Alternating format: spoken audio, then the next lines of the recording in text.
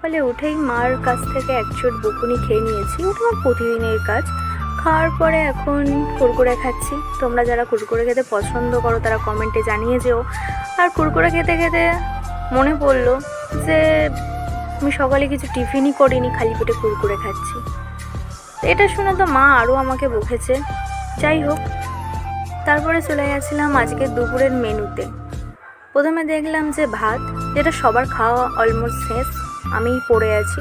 তো ভাতটা দেখার পরে দেখলাম লাল লাল মাংস হয়েছে, তো চিকেন হয়েছিল। তারপরে একটা মাছ হয়েছে, এটা ওই ভোলা মাছের ঝাল। তো ভোলা মাছের ঝালটা হয়ে গেছে, বেশ দেখতেও সুন্দর হয়েছে।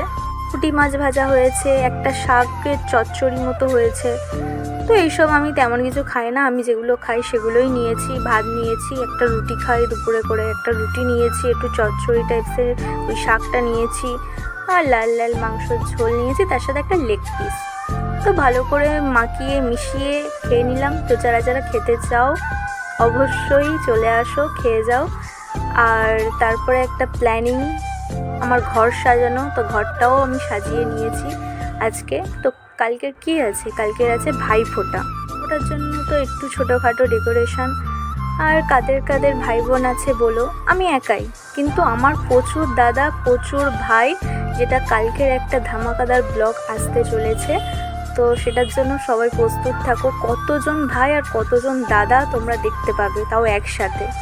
সারাদিন কি মজা করলাম সবটাই তোমাদের কাছে শেয়ার করব।